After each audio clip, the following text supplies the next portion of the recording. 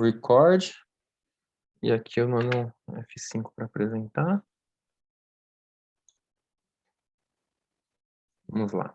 Agora sim. Agora sim. Então estamos gravando. Vamos começar aqui a aula. Quer dizer, tá gravando. Então, pessoal, vamos lá. Tela cheia. Vamos lá, Rafa. Abriu a tela cheia, você me avisa. Tá cheia. Show. Então, Produto Interno Bruto, vulgo PIB, que são as iniciais, né? PIB é P e B. P de produto, I de interno e B de bruto. O que é? Para que serve? Onde vive hoje? Na aula de geografia com o professor Gustavo Leão, não é no Globo Repórter, não. Não vai achar. Tá na Globo. Pessoal, Produto Interno Bruto, primeiro eu vou dar essa noção aqui de valor para vocês, tá? Então, só para vocês terem noção, o PIB do Brasil em dólares em 2019, em dólares, tá? Não é em real, foi de 1,84 trilhão de dólares. Então, é Caramba. muita coisa, né? É o tanto de volume de dinheiro que o Brasil movimentou em 2019, tá? Em comparação, eu trouxe uma noticiazinha ali do lado, que com uma alta de 3,5% ali, as ações da Apple atingiram um novo recorde, com um papel da empresa sendo vendido a 137 dólares, e com isso o valor de mercado da criadora do iPhone chegou a históricos 2,369 trilhões de dólares, né, que seriam 12,3 trilhões de reais. Beleza? Então, o PIB do Brasil inteiro, apesar de ser um volume violento de dinheiro, ele é menor do que o valor de mercado de uma empresa americana, que é a Apple.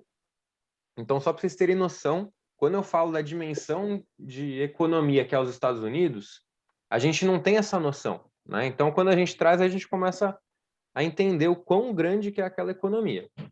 A gente falou nas primeiras aulas, deles serem a referência mundial de comércio para a gente, está sempre com o dólar valendo, é isso. Uma empresa dos Estados Unidos vale mais que o Brasil inteiro, é isso que está dizendo aqui, né? Uma empresa americana de 2,3 trilhões de dólares, enquanto toda a grana que todas as empresas do Brasil movimentaram foi de 1,84 trilhão. E ali, olha só, a Rússia, 1,7 trilhão, bem próximo do Brasil, lembrando que a Rússia faz parte do BRICS, né? Brasil, Rússia, Índia, China e África do Sul. E a Argentina, que é os nossos vizinhos aqui, em 2019, isso, o PIB deles foi de 445 bilhões de dólares, né? Ou seja, menos de 5 vezes o PIB brasileiro. E a Argentina está passando por crises econômicas, aí já se estende há quase uma década, né? Então, bem grave. Eles estão com inflação de 2 dígitos, que é 2 dígitos é a partir de 10, tá? 10 tem 2 dígitos, 1 e o 0. Então, o PIB da Argentina, apesar de ser um país grande, né, que a gente tem aí um respeito nível América do Sul, é um PIB bem menor que o do Brasil, por isso que o Brasil ainda é o país manda-chuva e é um país emergente, aqui nível América do Sul a gente é muito forte, mas nível internacional a gente até está melhor que a Rússia em PIB. Mas em contrapartida, quando a gente compara com a Apple, a gente é menor que só a Apple. Imagina todos os McDonald's, Coca-Cola, Burger King, todas as outras grandes empresas dos Estados Unidos se somasse tudo, né? Lógico que a Apple é uma das maiores, mas ainda vocês estão entendendo a comparação. Então, o que é a composição desse nosso PIB para a gente chegar naquele valor lá de bilhões de dólares, né? Eu puxei aqui para vocês uma tabela do site do IBGE, onde a gente tem os setores, os impostos, tudo que compõe o nosso produto interno bruto, né? Toda essa grana que girou e foi produzida aqui pelo Brasil. Tá? Essa tabela é referente a um trimestre de 2020. Trimestre são 3 meses. Um ano tem 12 meses. 12 dividido por 3 dá 4. Então, são 4 trimestres por ano. E esse é o quarto trimestre de 2020, que é o último trimestre do ano inicial da pandemia, que tudo foi para o saco, né? Então, é um ano bem atípico para o Brasil. Então, os valores aí talvez estejam um pouco menores do que o que seria numa antiga normalidade. Tá? Porque tem que lembrar que a gente tem muito dinheiro que gira em volta de turismo, em volta de comércios, restaurantes, e que a gente quebrou muita empresa entre ano passado e ainda está quebrando. Né? 2021 não vai ser mais animador do que o ano passado, que a gente já está no mês 4 e ainda está tudo fechado, né? E abrindo com restrição, muita gente desempregada, pouquíssima geração de novos empregos, o emprego informal muito alto, né? Então, vamos ver essa tabela aqui, ó. Os setores e subsetores que entraram aí no PIB para a gente. Agropecuária, com um total de 82.275, sendo que isso aí em milhões de reais, né? Então, 82 mil milhões são 82 bilhões de reais, beleza? Lembra que a gente vai ter que chegar no trilhão, então os números aí são bem elevados, né?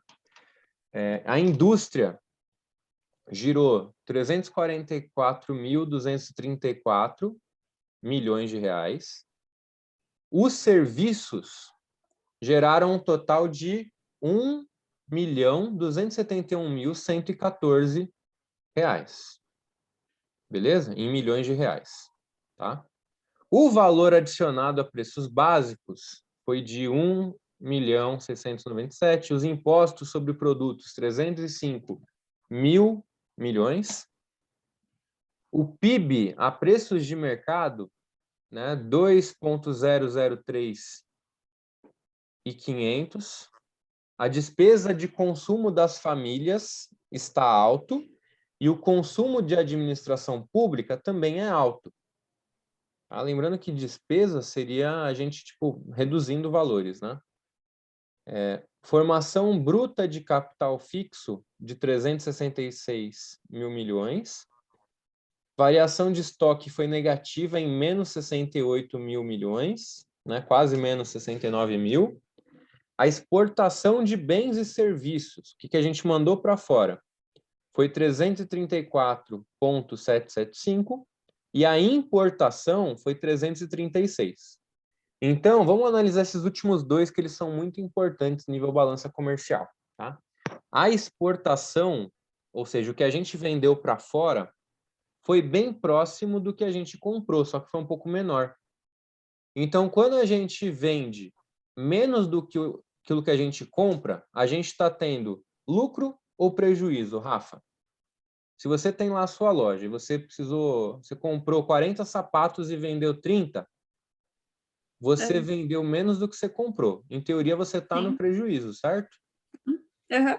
Beleza. Então, esse é o panorama. No passado, a gente fechou com um PIB negativo. A gente perdeu percentualmente dinheiro, né? A gente teve um crescimento reduzido e a gente, em vários aspectos, perdeu, porque a nossa balança comercial, aquilo que a gente exportou, não compensou tudo aquilo que a gente precisou comprar de fora. Mas se o Brasil é tão autossuficiente, né? Pô, a gente tem água, a gente tem minério, a gente tem tudo nesse país, né? Tem pasto, a gente tem comida. Por que a gente tanto importa lá de fora? Se a gente tem tanta coisa aqui dentro, né? A gente já vai chegar lá. A evolução do PIB, desde 2010 até 2020, a gente tem 3 anos em que, aliás, 3 anos, né, que a gente fechou com a evolução do PIB retrocedendo, ou seja, crescendo menos do que o do ano passado. Então, se ele cresceu 10 em um ano e no outro ano ele cresceu 9, ele cresceu menos 10%. Beleza? Esse aqui é o princípio. Então, a variação do PIB, ela, de preferência, tem que ser positiva, que quer dizer que a quantidade de dinheiro gerado no país está sempre crescendo. Não quer dizer que não cresceu. Quer dizer que não melhorou o crescimento, cresceu menos do que deveria ter crescido. Beleza? Em 2010, que foi o último ano do governo Lula, e eu vou falar dos governos não como viés político, prestem atenção. Eu estou falando de governo porque são coisas que vão refletir no nosso impacto geoeconômico e geopolítico, tá? O governo Lula, ele acabou com grande aceitação, ele acabou com muita gente, né, louvando ali o governo, o crescimento, geração de emprego, que a gente chegou próximo do que a gente chama de pleno emprego, que é todo mundo conseguir emprego quando quer, só não trabalha quem não quer, diferente do que a gente está hoje, que muita gente querendo trabalhar e não tem aonde, né? E logo que o Lula saiu, a gente já teve uma desacelerada desse PIB, né? Cresceu também, mas não tanto. 2012 o crescimento mais singelo, 2013 e 2014 cresceu meio por cento. A evolução do PIB foi muito baixa. E 2014 a gente teve a eleição entre a Dilma e o Aécio Neves. Não sei se vocês vão lembrar de 2014, que foi uma eleição bem disputada e que foi, 50 e poucos por cento a vitória. Foi bem acirrado, né? E em 2015, a gente vai ter aí o início do novo governo Dilma, e aí o PIB, crescimento negativo, 3,5%, segundo ano, crescimento negativo.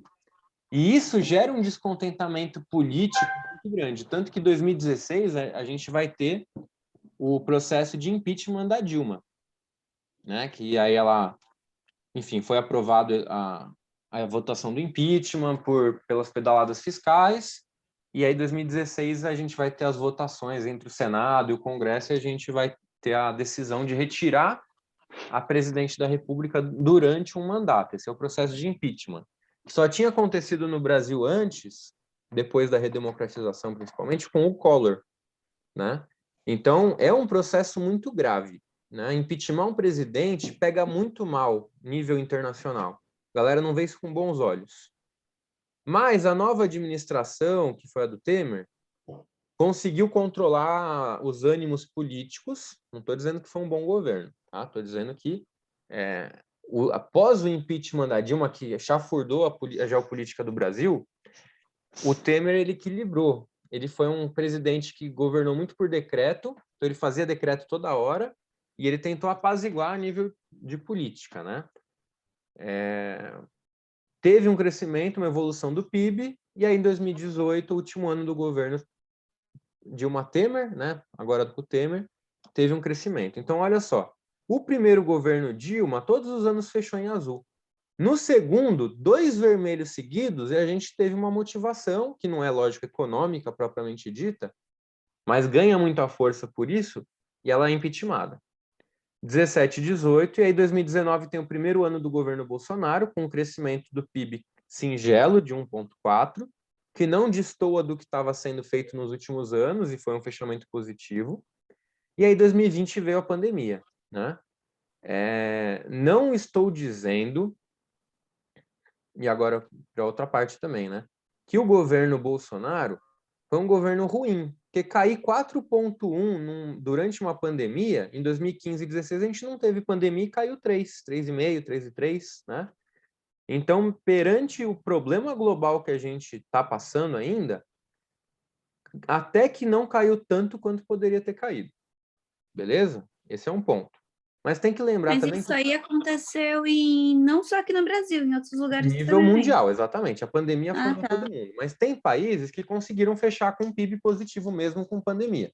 Mas são outras motivações. São países que a base do PIB, que a gente vai ver lá na frente, são mais tecnológicas do que as nossas, né? Sim. A nossa matriz de PIB ela é muito estável em alguns setores e o que oscila muito são os serviços. Como os serviços é o que mais foi afetado na pandemia, né? Serviços físicos principalmente, que envolve turismo, restaurante, recepção, a gente teve um despencar do PIB, fora fechamento de empresas aéreas aí que entraram em situação de dívida.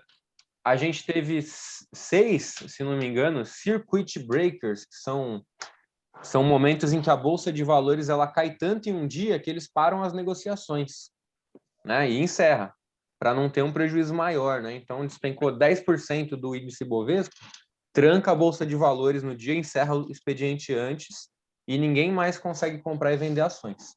Só em março a gente teve 6 ano passado. Então o primeiro trimestre estava indo bem, primeiro, segundo trimestre, carnaval bombando. Em março a gente teve um problema gravíssimo e a gente ainda está tentando não se afogar nesse problema todo que a gente entrou, tá? 2021 também vai ser provavelmente um ano negativo, né?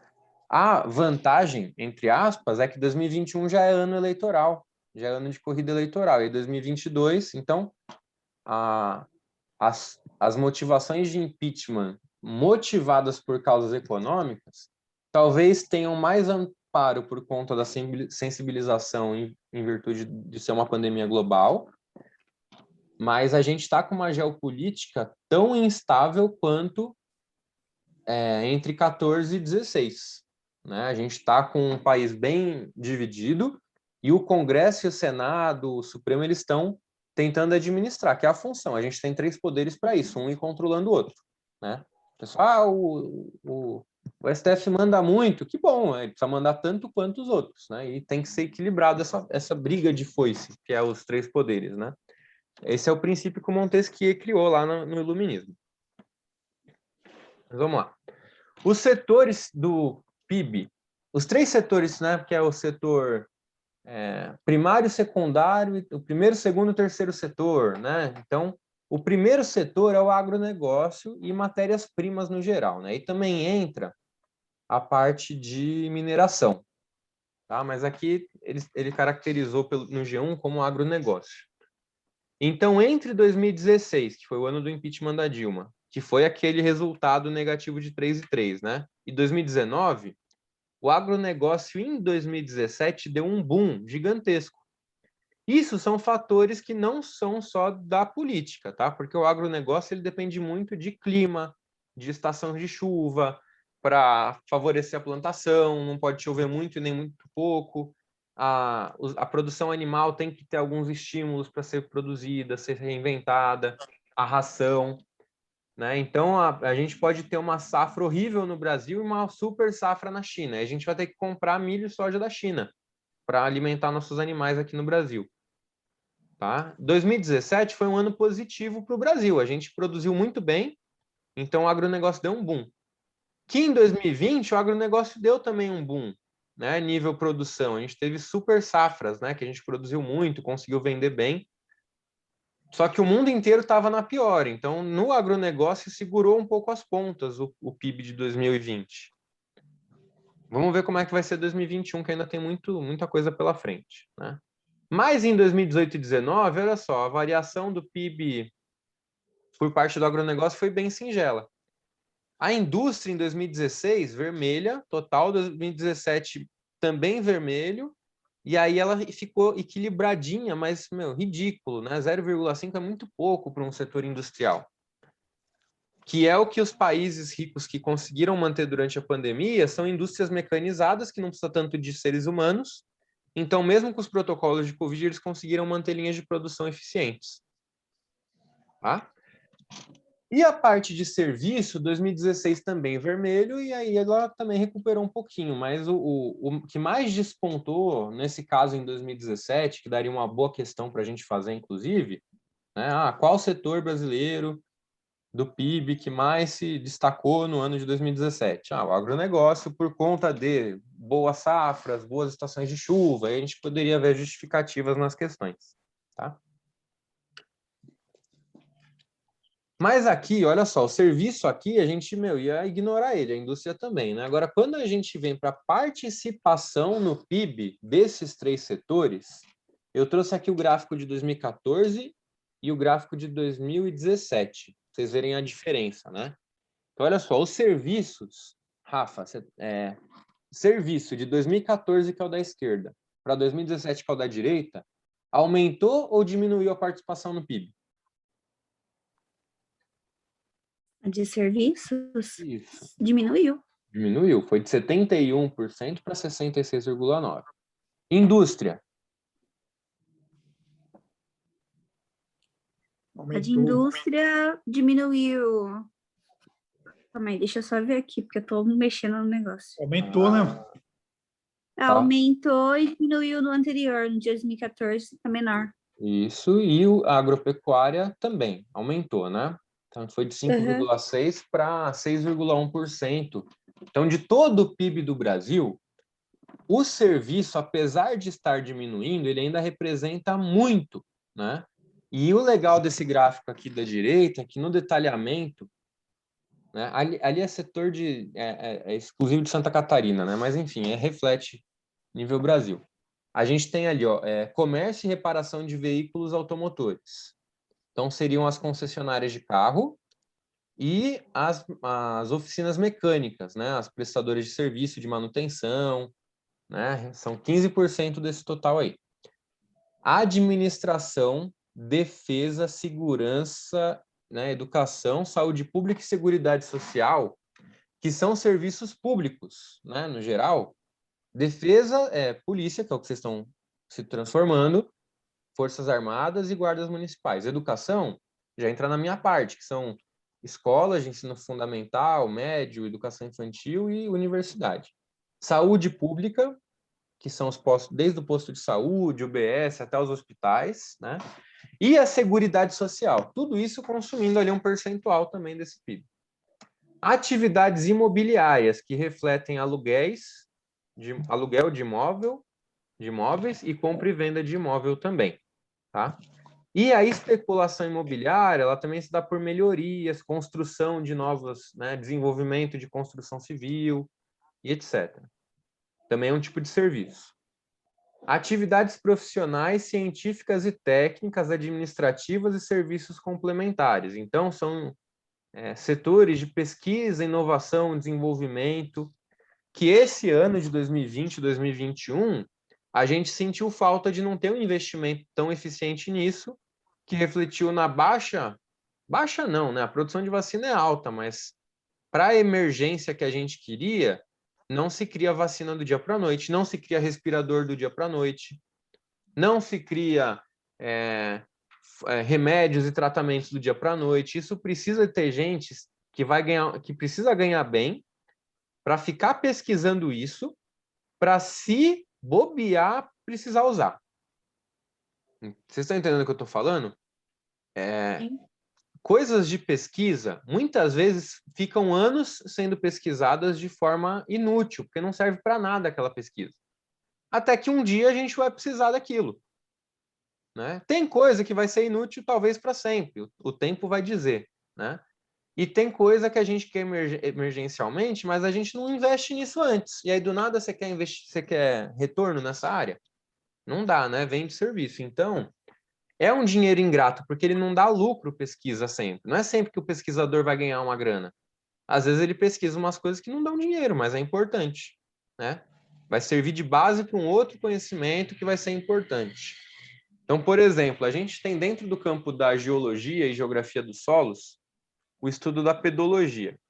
O que é a pedologia? A gente estuda as camadas que tem de terra no solo, qual que é mais fértil, qual que é menos fértil, quais formas de tratamento do solo, que tipo de químico que a gente pode jogar para melhorar, se joga calcário, se coloca cinza, se coloca algum...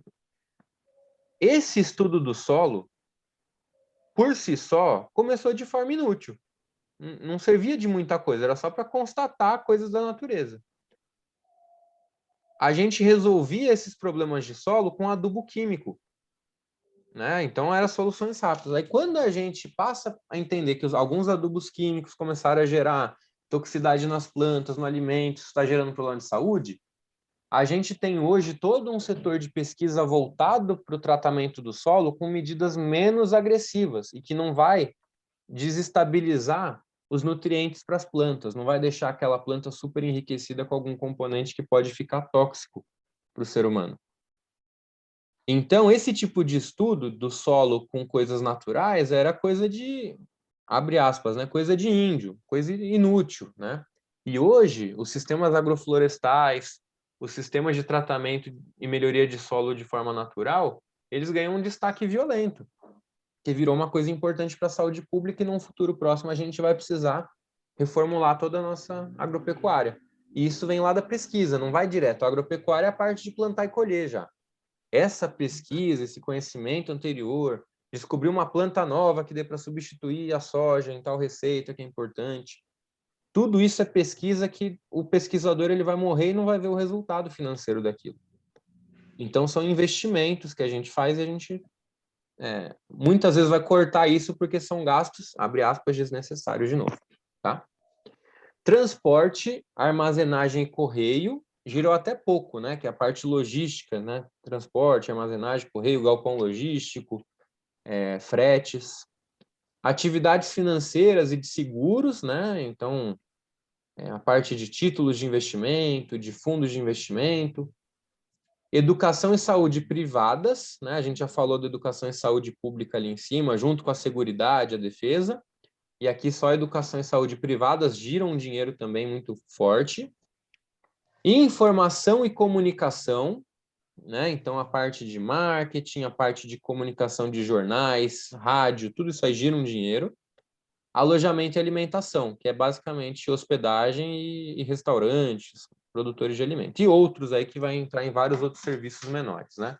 Onde que entra um Uber aí? Ele está girando dinheiro na parte de transporte, né? Onde que entra um iFood? Ele vai girar dinheiro na parte de alimentação, né? E o motoboy está na parte de transporte. Então, nunca é puro, né? Sempre são vários componentes. Beleza? Os produtos da agricultura brasileira agora, já caminhando para o fim da nossa explicação, né? A gente tem 2 exercíciozinhos no final. Produtos, participação dos produtos no valor da produção Brasil. Então, a gente tem aí na ordem, né? O maior, 24% em 2010 da produção agrícola brasileira foi para a soja. Tá? 18,4% para cana-de-açúcar. Quem que está desenhando aqui? É você, né, Rafa? É, eu. Então, vamos lá, desenha certo, desenha nos negócios, né? Ó. A Você dá soja. risada, né, Nathalie? É que eu tô aprendendo a mexer aqui ainda. Ah, entendi. Soja. Foi. Alguém precisa levar a culpa, Rafa, desculpa.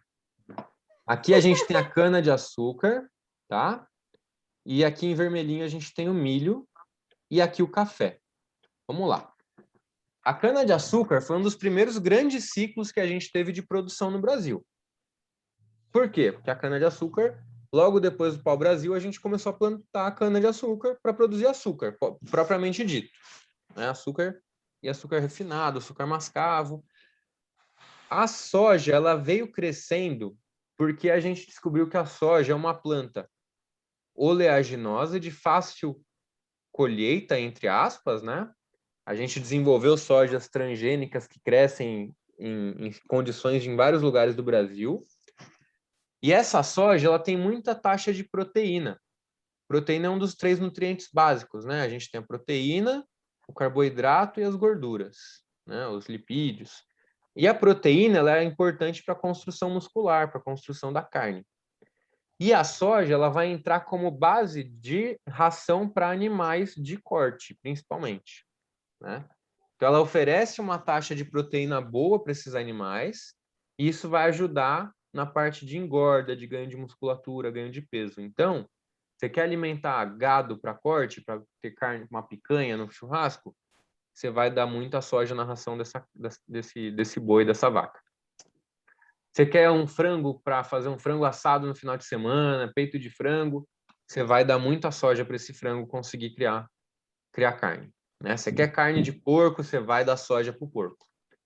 E o milho também é o complemento ali, porque o milho ele vai entrar como uma parte de carboidrato de fácil produção para a ração também.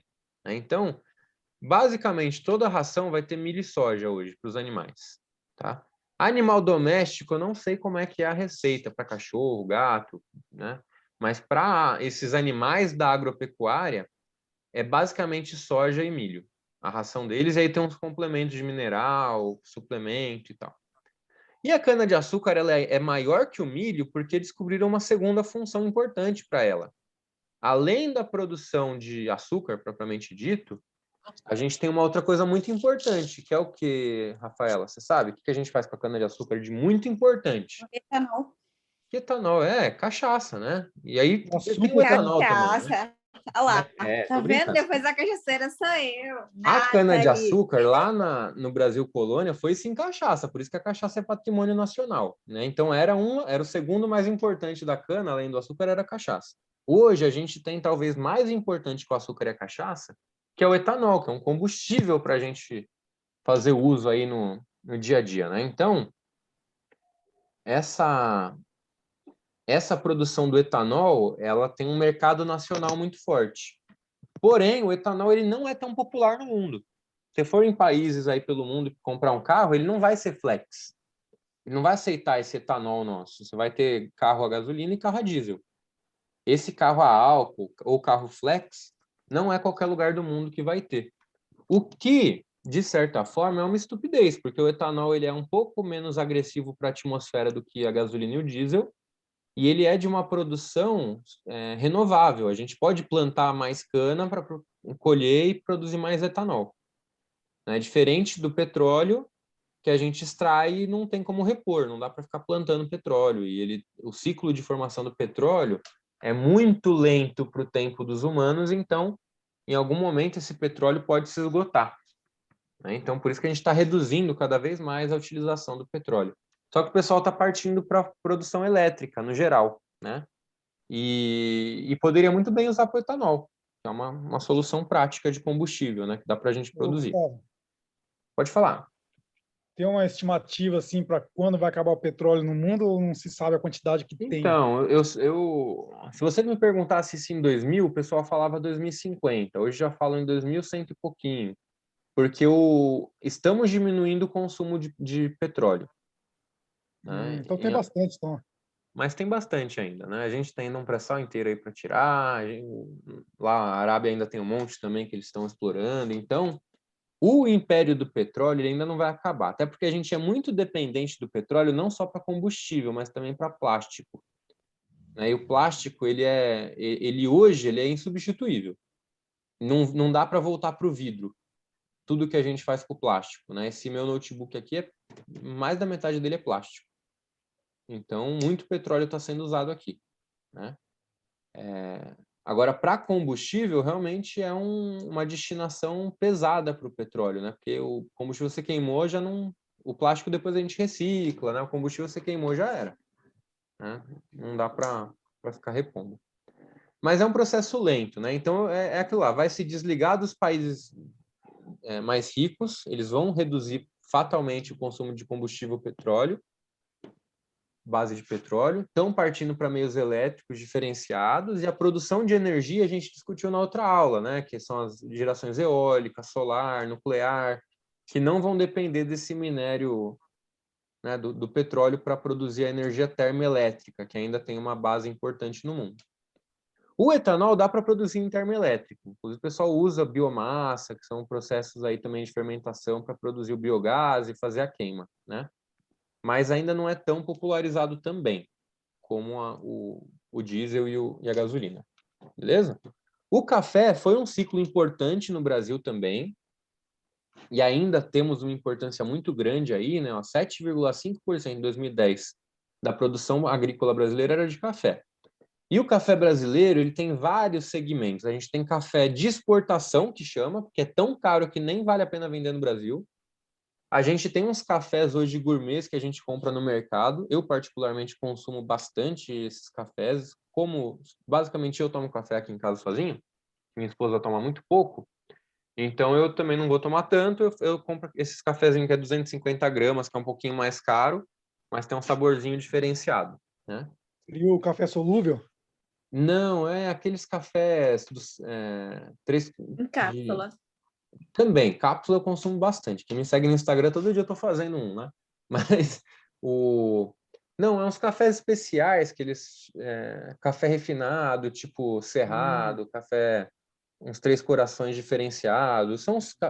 O café, ele tem a árvore do café, que tem algumas diferenças, né, de uma para outra, e você tem principalmente a altitude em que o café é plantado. Quanto mais alto você planta o café, maior a qualidade dele. Né? Então, regiões de montanha, esses cafés que você planta ali a mais de 800, a mais de 1.000 e principalmente mais de 1.500 metros, eles são cafés que têm um fator de refino melhor e eles são vendidos para exportação, a maioria. Né? São cafés super, super refinados. Então, um saquinho desse que eu compro de 250 gramas de café, eu pago mais ou menos o que pagaria num saquinho de 500 gramas. Então, ele é 2 vezes mais caro, vamos dizer assim. Né? Agora, café de exportação é mais de 20 vezes mais caro. Tem café que você comprar 100 gramas, você vai gastar uns 500 conto. Né? Cafés de alta qualidade, né? De Ninho da Águia, premiações internacionais. É tipo vinho, né? Você tem o vinho baratão e você tem os vinhos super caros, refinados. O café tem esse mesmo tipo de segmentação, né? De cafés especiais. Então, ele ganha muito nessa produção de valor, porque ele tem esses cafés refinados e tem esse alto consumo. O brasileiro bebe muito café, né? Isso se tornou algo cultural, né? O café nem é natural do Brasil, mas toda empresa que você vai, você tem uma garrafa de café.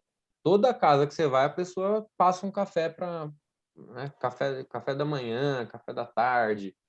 E os estadunidenses também tomam muito café, né? A gente vê quando eles fazem filme, eles compram café de copo, né? Aqueles copão de café de 300, 500 ml, eles vão bebendo café lá do copo. É um café diferente, tipo não sei se vocês já foram numa Starbucks tomar esse tipo de café americano, né?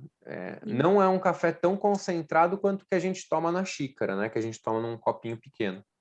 São cafés mais diluídos, assim, mas eles vão tomando ao longo do dia, né? Então, aqueles copão.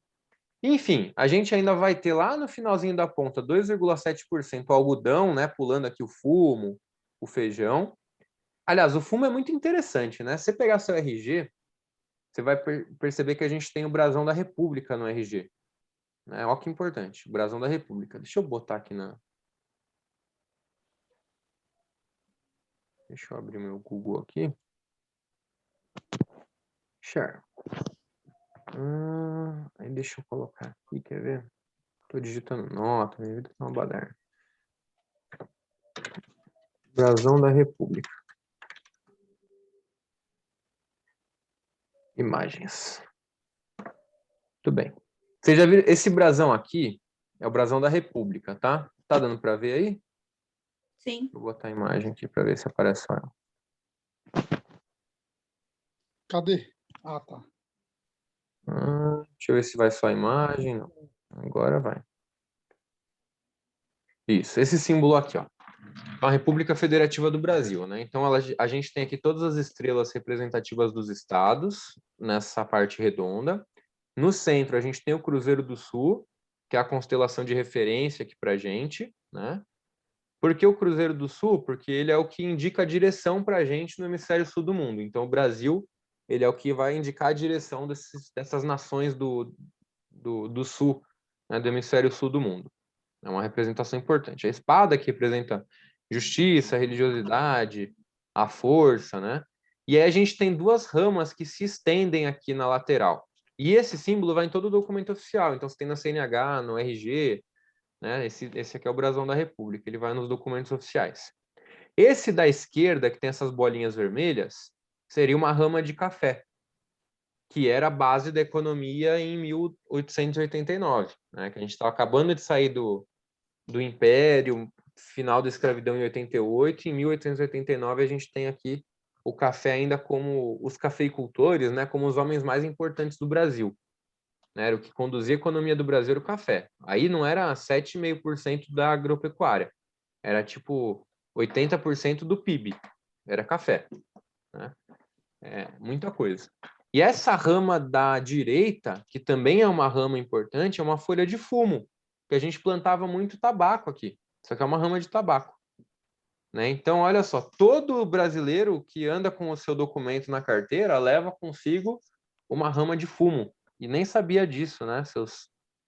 Nossa, é o famoso tabagista passivo, né? Nem sabe que está com uma folha de fumo na carteira. Vocês sabiam disso aí? Não sabia. E eu estou dando aula de Informação PIB, né? nova. Mas eu viajo mesmo, é assim. Vocês me conhecem, né? Bom, Às vezes eu perco o foco. Então, voltando, o fumo e o café, que ainda estão aqui nessa produção, né?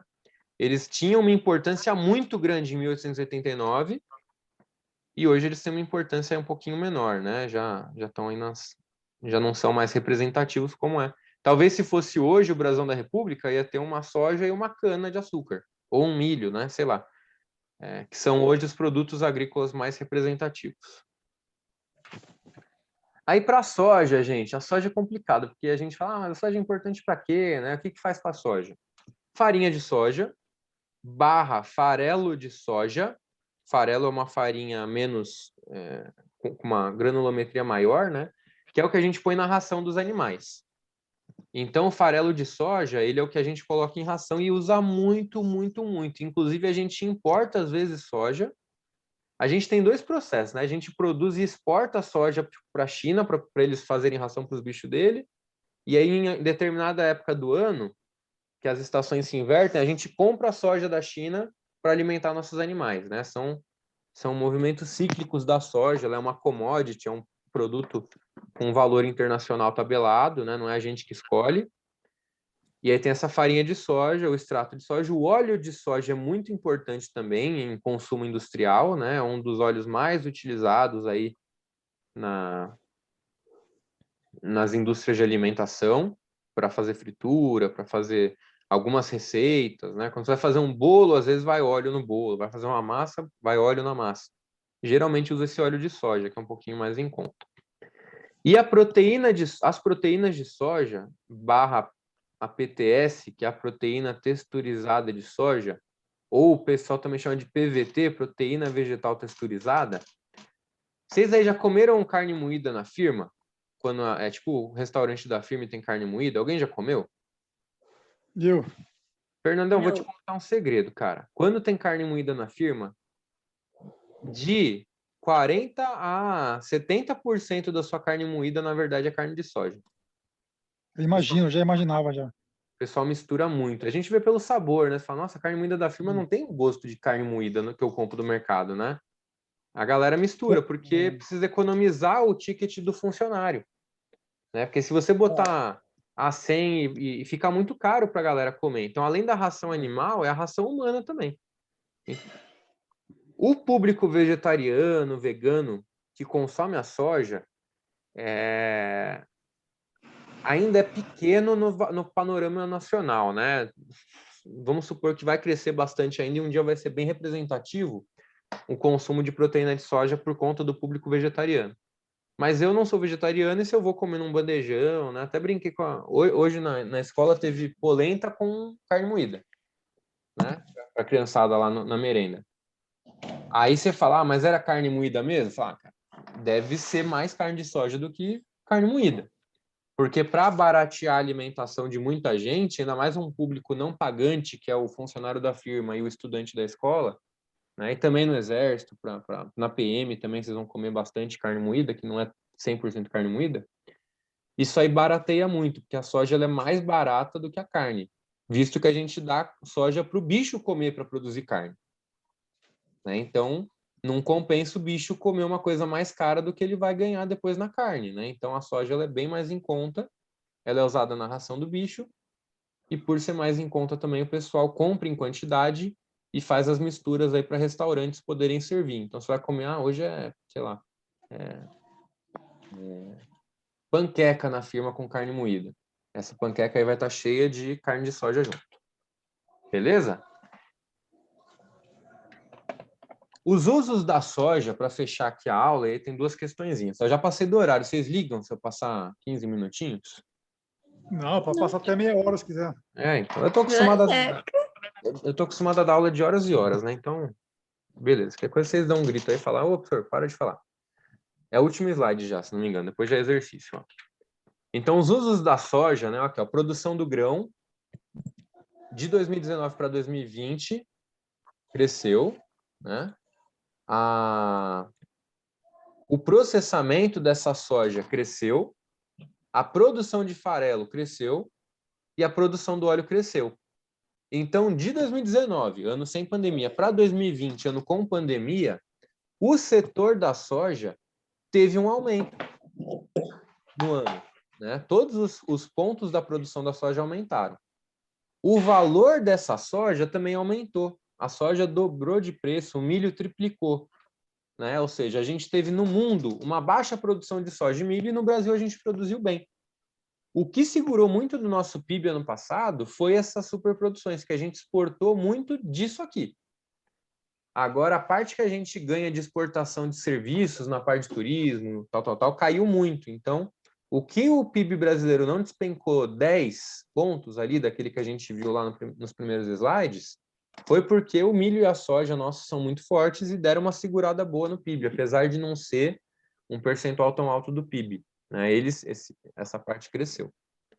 E as exportações, olha só, de 2019, do grão de soja cresceu, do farelo e do óleo manteve ou caiu 0,1%, né? Mas a exportação do grão de soja aumentou muito. Então, a gente entende que era principalmente soja para produção de ração, para outras produções, tá?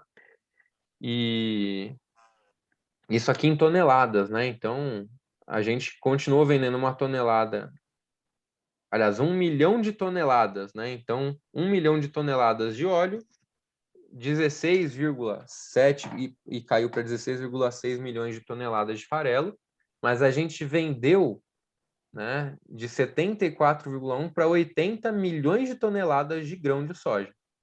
Então, essa produção do grão, ela favoreceu muito. Quem vendeu soja no passado, vendeu pelo dobro do preço em dólar, que estava 3 vezes o preço. Então, foi o estado da arte do agricultor, né? Quem conseguiu exportar soja, deu risada no passado. Uma galera que talvez não tenha sofrido tanto.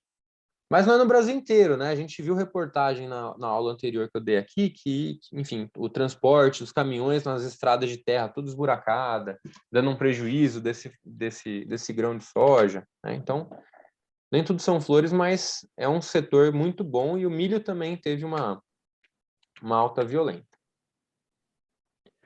E aqui eu vou deixar essas duas questões. Vamos fazer essa primeira aqui, tá? Vou dar 3 minutinhos para vocês lerem aí. Ah, ó, são 8h47, 8h50. Eu venho corrigir. Vou fechar meu microfone.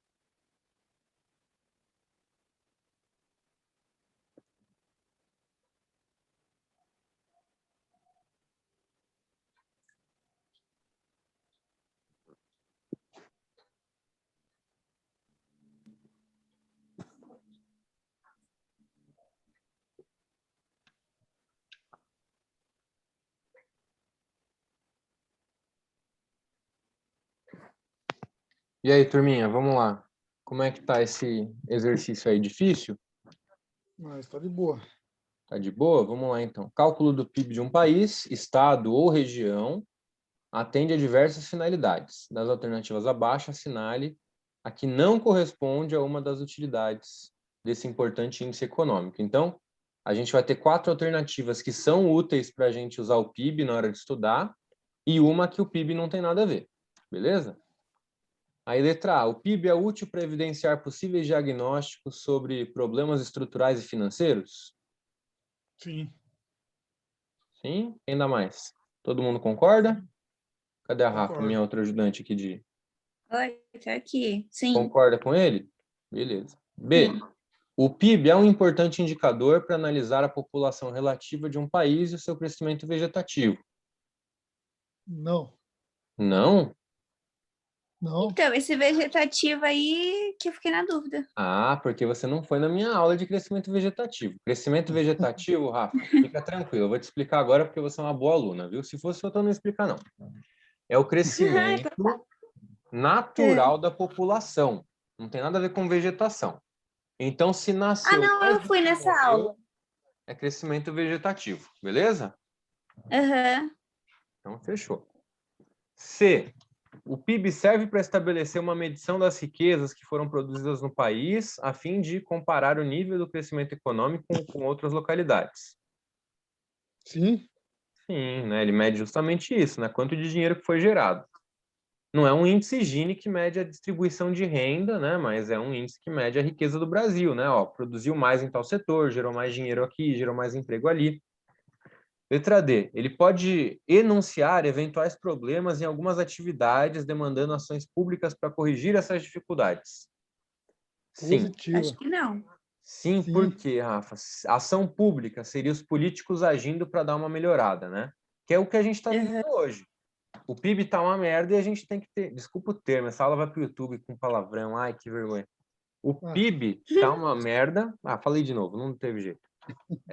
E os políticos, eles têm que administrar isso, administrar o caos, né? A gente está em caos, então como é que vai administrar?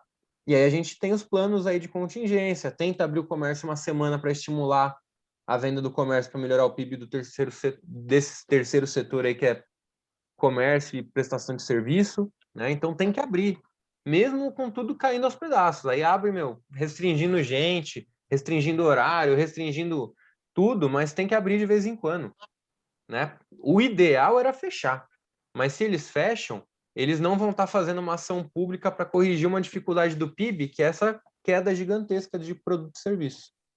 Então, a Entendi. partir de domingo que vem, se não me engano, eles vão abrir a parte de eventos, né, em pequena escala, com restrição de pessoas por espaço.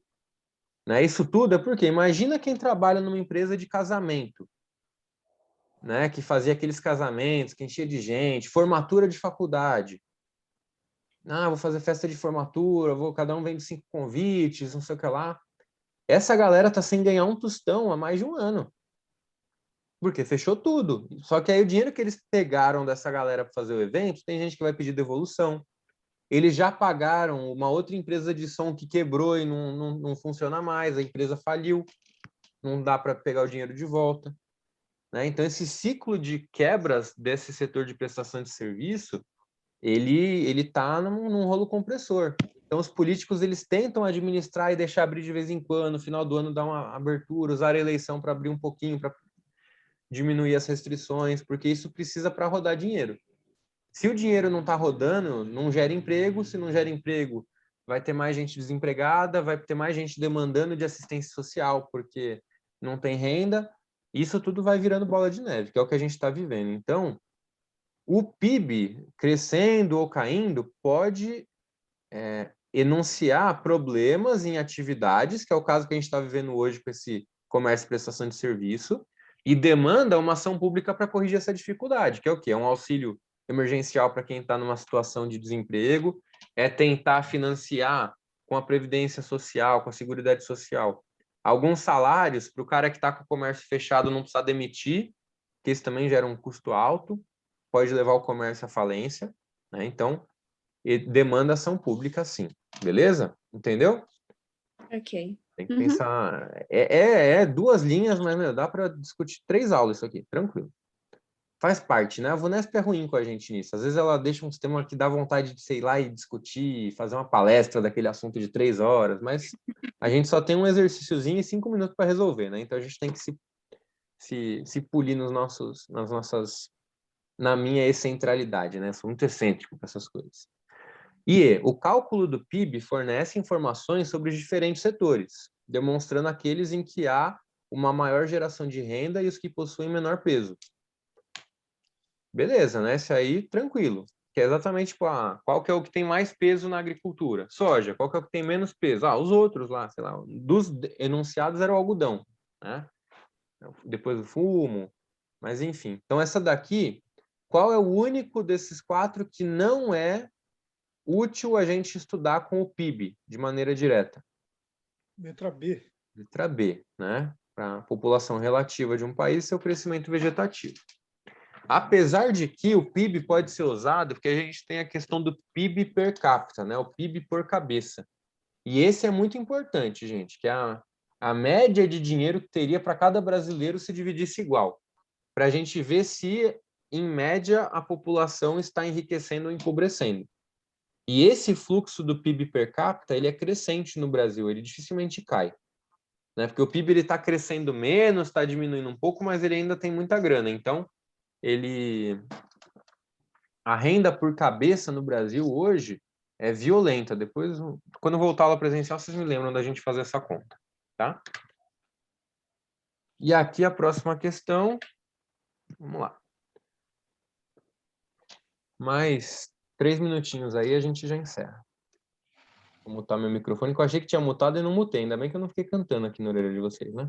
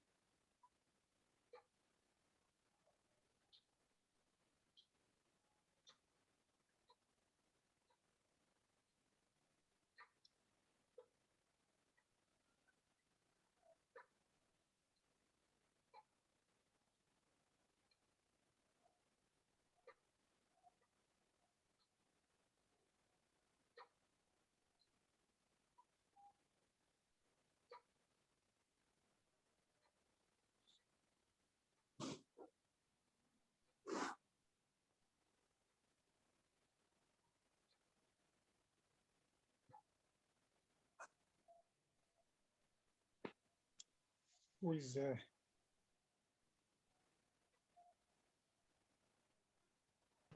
Acho que eu só ia colocar questãozinha fácil, né, Fernandão? Caiu do cavalo. Mas essa não tá tão difícil, hein?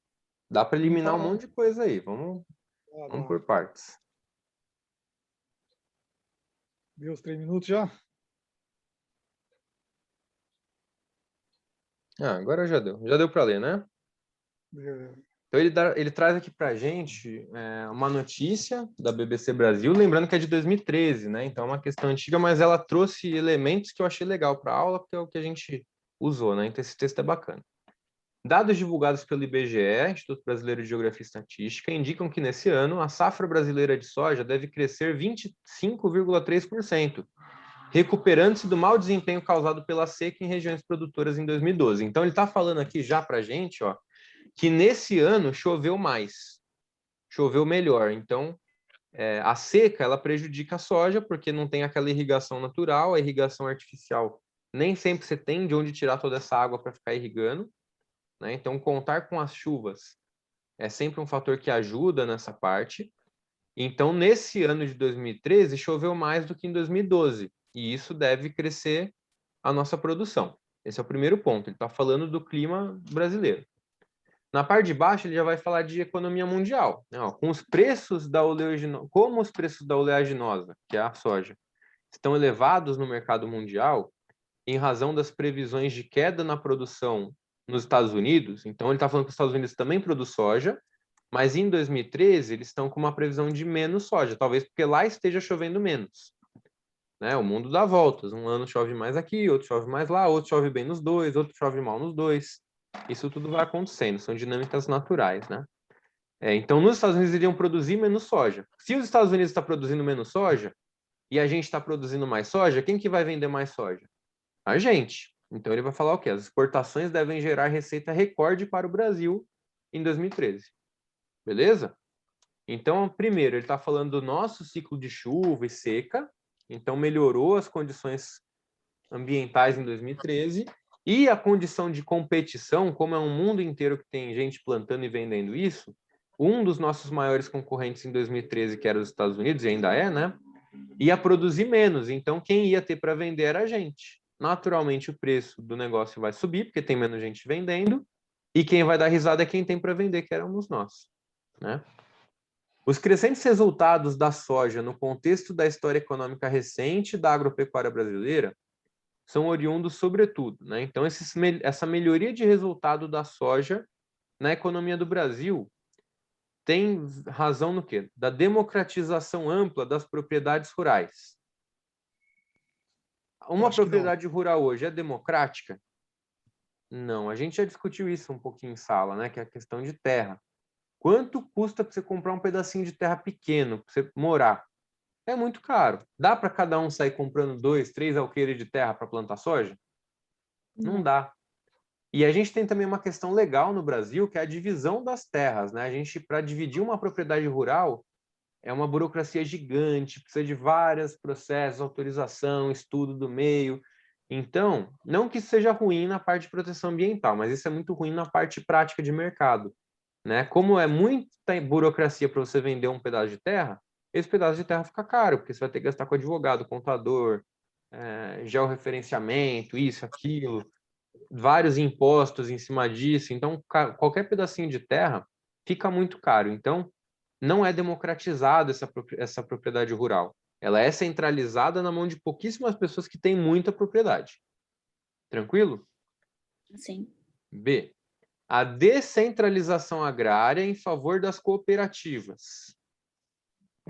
Eu acho que não. O que seria isso? Cooperativa é um grupo de pequenos agricultores que se juntam para montar uma lojinha para vender as coisas deles. É basicamente isso, né? Então, vai ter uma cooperativa de leite. Então, ela vai fazer o quê? Ela vai fazer um acordo com uma indústria que produz algum laticínio, né? Sei lá, manteiga, e aí ela se compromete a comprar dos produtores da região qualquer uma garrafa de leite que eles levarem. Então, ela vai pagar por litro. Então, se o cara tem, sei lá, 3 vacas, produziu 10 litros no dia, ele leva os 10 litrinhos, vende lá o litro, sei lá, por 50 centavos, R$1, e volta com o dinheirinho para casa, com a garrafa de vidro, despeja lá, volta com a garrafa. É uma coisa para pequenos produtores, tá? E a descentralização agrária seria em favor desse pequeno produtor, dessas cooperativas. Quem que é o oposto do pequeno produtor? É o grande produtor, que ele tem uma empresa, a título da propriedade rural ou das propriedades rurais, ele produz em larga escala isso, né? Então, a gente tem empresas gigantes que têm as próprias propriedades e eles produzem. Vou dar um exemplo para vocês aí de grande propriedade rural para produzir que a gente tem aqui na região, aí em Salto, que é a Eucatex. A Eucatex precisa de uma matéria-prima para fazer a celulose. O que é? Madeira. A madeira. E a madeira, dá para você ficar plantando uma árvore no... Dá para eu plantar uma árvore aqui no meu apartamento, TMRV? Não. Não dá, né? O meu pé direito já é um mês do eucalipto aí crescendo, ele já ia estourar o meu teto, né? Não dá certo. Então, precisa ter propriedade rural, e isso daí se caracteriza numa empresa grande, que não é a única, inclusive, né? Tem outra empresa de celulose aí entre Salto e Indaiatuba, que é a Irani. Acho que ela também trabalha com esse tipo de produto. E a gente também tem a outra concorrente, que é a Suzano. A gente tem a outra de papel também, que é a Klabin. Né? A gente tem grandes empresas que têm muita propriedade de terra e eles não são de cooperativa. Você não vai ver a Eucatex, a galera indo lá e dando metade de um tronco de eucalipto, eles comprando. Entendeu? Eles não precisam disso. Eles já têm até deles, eles mesmos produzem, fazem tudo. A gente tem uma descentralização agrária em favor dessas cooperativas? Não. É a mesma questão de cima, né? Não é democrático e não é descentralizado. São pouquíssimos produtores que têm o benefício nisso aqui. Quem planta soja em larga escala para exportar é quem tem muita terra e muita grana para ter muito trator, muita irrigação, muito isso e aquilo. C. O processo de redução de impostos rurais pelo governo. Né? Alguém aí ouviu falar nos últimos 50 anos de redução de imposto rural pelo governo? Não, esse aí é difícil, né? Talvez. Esse aí pode ser um talvez, né? Vamos colocar ele com a nossa estrelinha, né? Cadê minha estrelinha? Deixa eu pegar minha caneta aqui. Annotate. Deixa eu pegar uma linha um pouquinho mais grossa. Vamos fazer estrelinha nessa daqui. E talvez, né? Não sei. Em 2013, eu não lembro de aumento de imposto rural, mas pode ser que tenha tido, ou diminuição, né? Mas, via de regra, diminuição de imposto no Brasil nunca é uma coisa que a gente ouve falar, né? A tendência é sempre aumentar. Então, nessa aí eu já ia eliminar. Mas vamos pensar. D. Do aumento da produtividade e da atuação do agronegócio. Então, aumentou a produtividade de soja nessas reportagens? Eu acho que sim, hein? Aumentou, 25,3%. Né? E a atuação do agronegócio seria a atuação a nível internacional. O Brasil ganhou protagonismo nesse ano, porque os Estados Unidos vai ter uma queda na produção e a gente teve um aumento. Então, a nossa atuação no mercado internacional, no caso de soja, ela tem um fator aí da atuação do agronegócio. Beleza? Porque se não fosse interessante economicamente plantar soja, esse cara tem terra, ele ia plantar milho, ele ia plantar algodão, ia plantar o que desse dinheiro, né? No caso, a atuação desse agronegócio favoreceu para quem estava plantando soja. E a letra E? Então, a D eu acho muito mais provável do que a C, né? E D, a maior oferta de mão de obra no meio rural do país. Isso a gente já discutiu também, né? O meio rural aumentou a oferta de mão de obra? Tem mais emprego no meio rural agora? Não, tem menos. Não, muito menos. Porque a gente está passando sempre pela mecanização do campo, que a gente já discutiu também em sala, né? E essa mecanização do campo, ela substitui centenas de trabalhadores por poucos tratores, por poucos caminhões, né? Então, a necessidade de mão de obra no meio rural, e ela fica pontual, né? Uma época do ano que você vai precisar, então você contrata a galera por 3 meses. Enquanto a cana está crescendo, você não precisa ter uma multidão de empregados, funcionários. Você contrata só na época da colheita. Isso aí não é uma mão de obra que fica crescendo, não é uma oferta temporária, né? A gente falou isso nas formas de emprego, numa outra aula, né? Então, dessas aqui, entre C e D, eu fico com D. E vocês? Qual que vocês preferem? Alguém prefere É C? D também. Desde o princípio é o D. Ah, você já estava desde a D. E aí, Rafa, o que você ficou aí também? C ou D? Eu fiquei com a C. Você ficou com a C? E Uhum, não mudou de ideia ainda, vai manter firme? sim. Tu contra ela. Eu gosto assim, eu gosto de briga, não gosto de paz e harmonia, né? Vamos ver o chat aqui, ó. A Nathalie falou que fica com a D. Não, a Nathalie falou B. Ah, não, B na outra, né? Agora é D. Tá, o horário, beleza. Muito bom. Então já tem 2-1 para D. Quem mais manda na D? Vamos ver.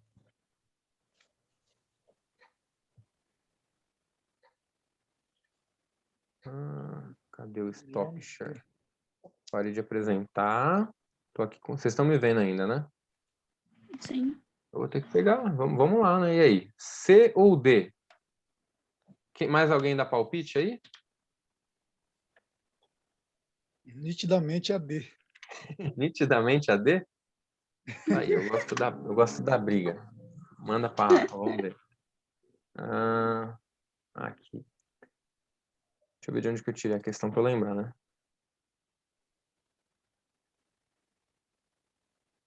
Não é essa, não é essa. Aqui. Resposta correta. A produção de soja voltada para o mercado externo é, em maior parte, realizada pelos empresários ligados ao agronegócio, que vem elevando a sua produtividade graças à maior atuação dos instrumentos tecnológicos agrícolas. Alternativa correta, letra D de dado. Rafa, você é do Oi. contra, né? Eu sou. Tudo bem, eu sei que você fez só para irritar, que você tava... Ah, não.